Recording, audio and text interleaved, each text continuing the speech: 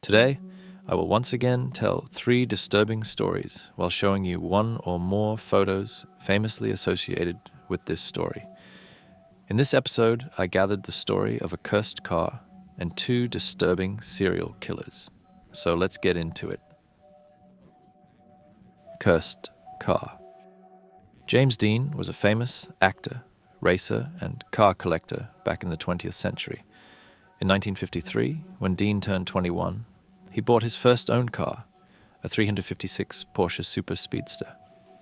In the following years, he became both popular in the acting scene as well as the amateur racing scene. When Warner Brothers pressured him to quit his racing career and threatened to ban him from any of his roles, Dean defied the studio and focused more on his professional racing career. Now, more focused on his racing career, Dean obviously needed a new car.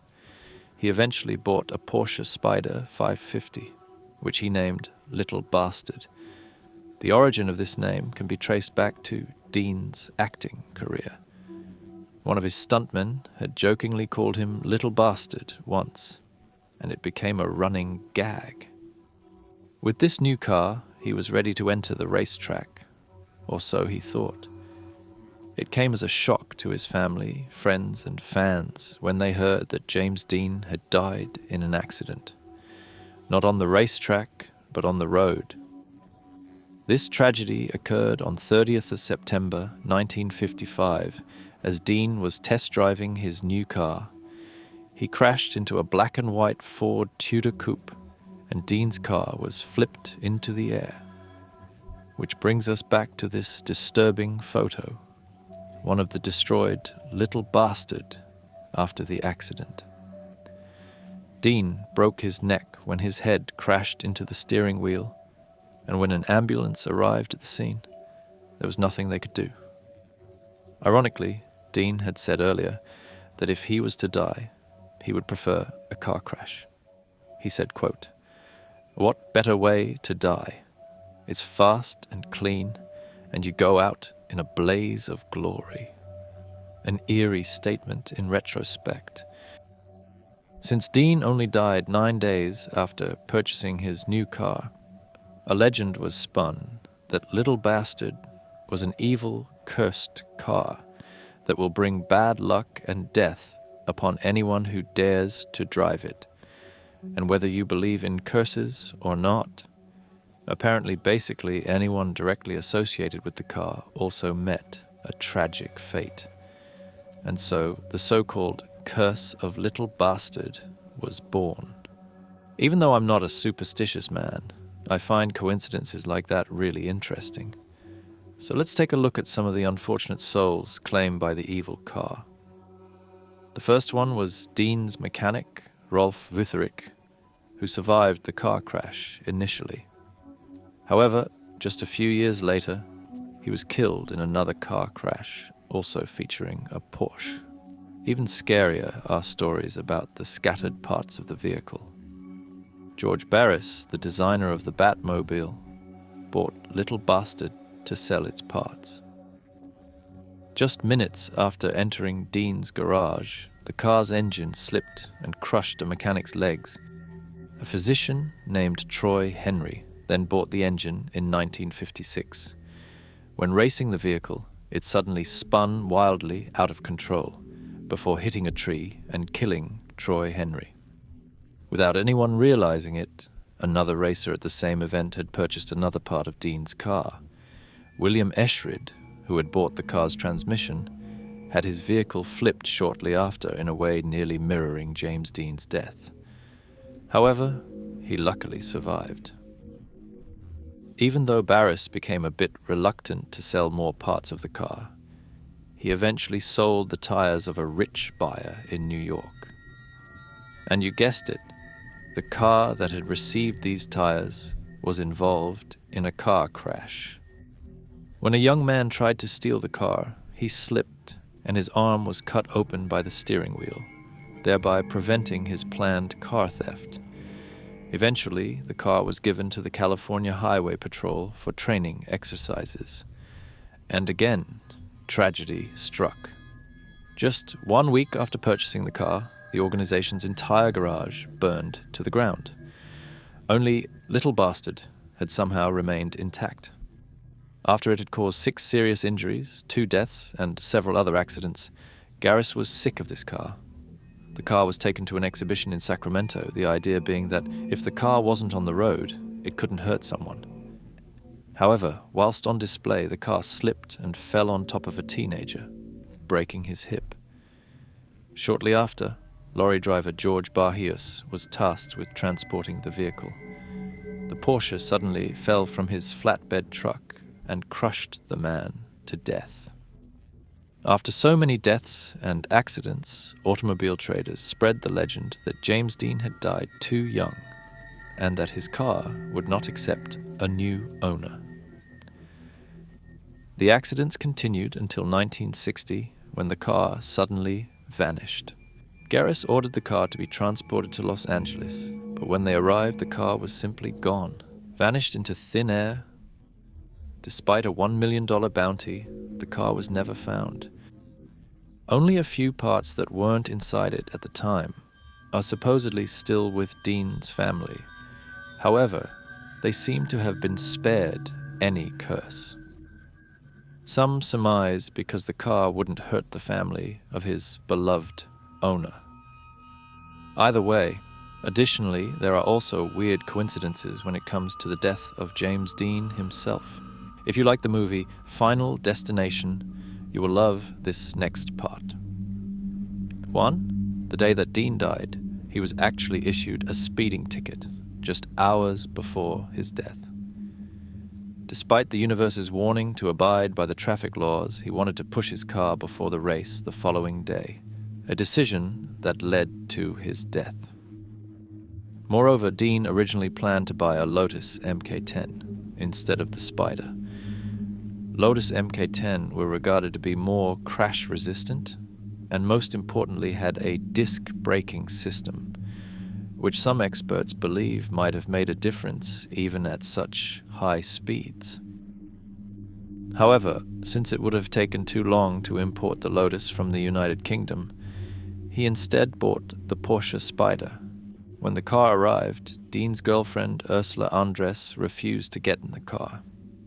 She claimed that Little Bastard had an evil presence, a scary statement considering that Dean died a week later and also considering all the accidents the car would be involved in. And his girlfriend wasn't the only one who felt their evil presence either. Dean's actor friend, Eartha Kitt, took one drive with Dean, and she said, "I don't like this car. It's going to kill you." Just 7 days before his death, he had dinner with fellow actor Alec Guinness, the actor who would later play old Obi-Wan Kenobi. Aled gave him probably the scariest and most precise warning. He said, quote, "It's now 10 o'clock, Friday, 23rd September. If you get in that car, you will be found dead in it by this time next week." Dean laughed this off, got into his car, and 1 week later, he was dead. All these warnings by his friends and colleagues make the circumstances surrounding his death even scarier. And when we take a look at Dean's personal life, we will find even more strange coincidences hinting at his eventual demise. One of his first stage roles was in Shakespeare's Macbeth. Similar to what later happened to the owners of Little Bastard, many actors who were involved in this play died or were injured in freak accidents.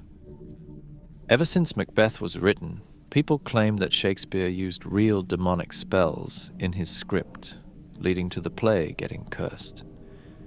Additionally, many of Dean's movie roles also seem like dark prophecies in hindsight. One of his first successful movies was filmed in the Salinas Valley, the same place he would later die. You could say his career began and ended in the exact same place. Over the next 10 years, he played roles in several movies that featured fatal car crashes, oftentimes befalling the characters played by James Dean. Either way, whether or not we believe in curses or some dark fate, this topic is really fascinating on a weird cosmic scale. Even if we ignore the legends completely, this photo of the crashed little bastard remains a reminder of a young, beloved, and successful man. A man who tragically died just when he was starting to live his dream.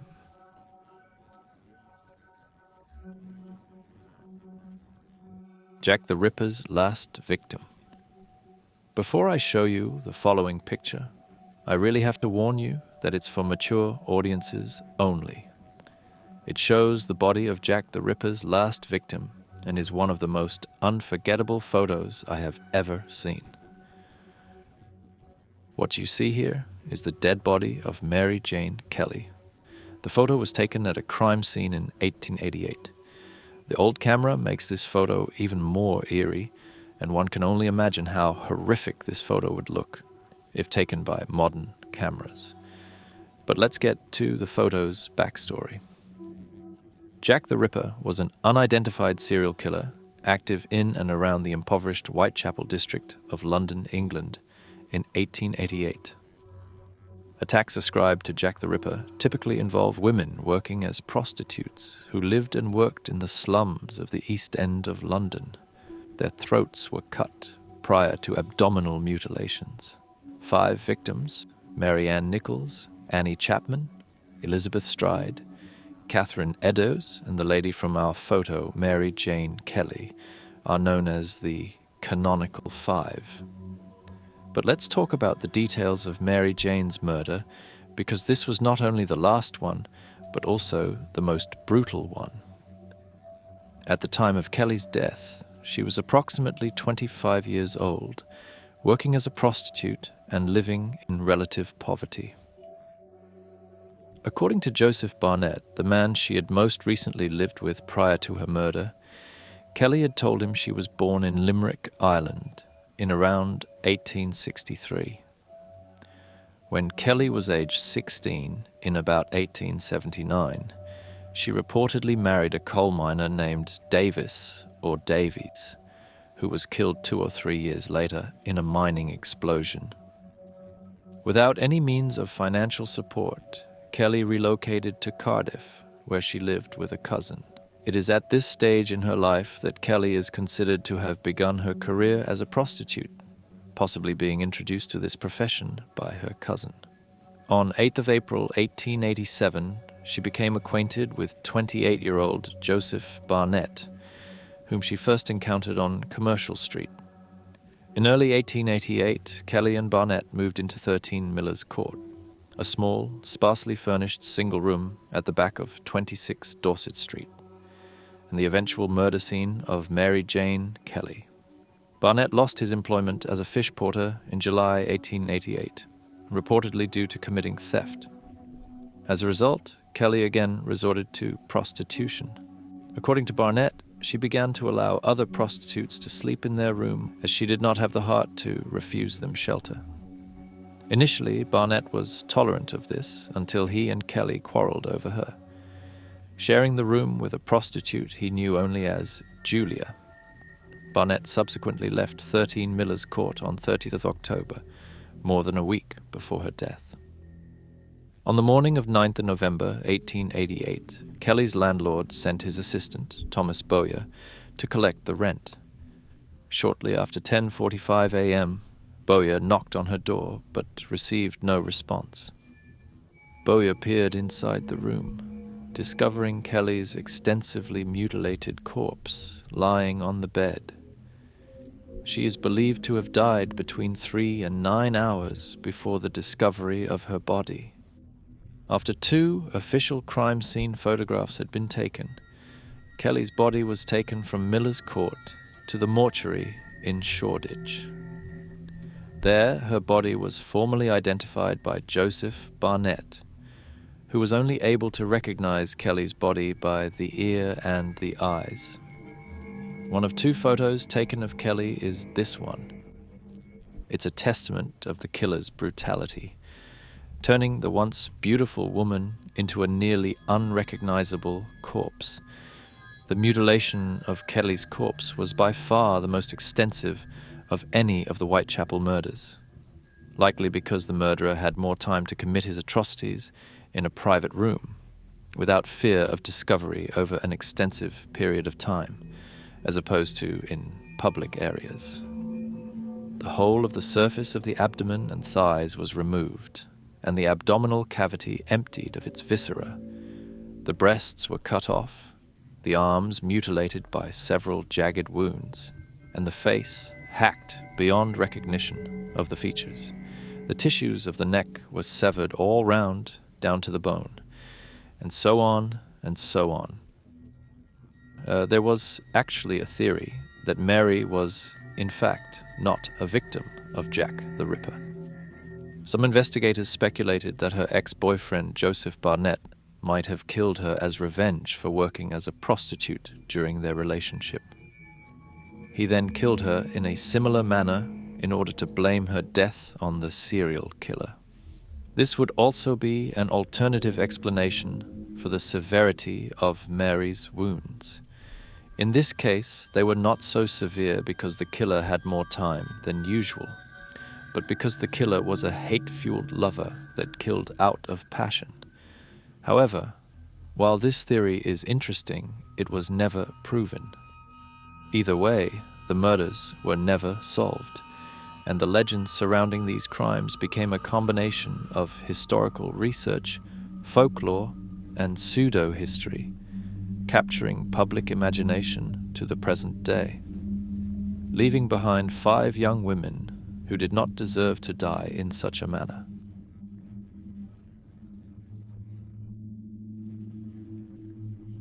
House of Flesh. Leaving Jack the Ripper, we move on to our next serial killer, Edward Theodore Gein. I'm sure many of you know at least the name of this man, but if you don't, then brace yourself for some disturbing shit. This photo was taken inside the home of serial killer Edwards. At first, this seems like a normal, maybe a bit messy room. But what you can't see on this picture is the fact that many of his household items were made from human corpses. To be precise, they were made from his victims, or corpses dug up. But let's look at the history of his crimes. On the morning of November 16th, 1957, 58-year-old Plainfield hardware store owner Bernice Worden disappeared. The hardware store's truck was seen driving out from the rear of the building at around 9:30 a.m. Worden's son, Deputy Sheriff Frank Worden, entered the store to find the cash register open and bloodstains on the floor.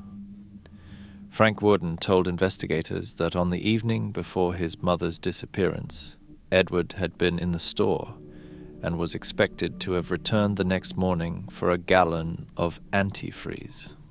That evening, Edward was arrested at a West Plainfield grocery store, and the Waushara County Sheriff's Department searched his farm.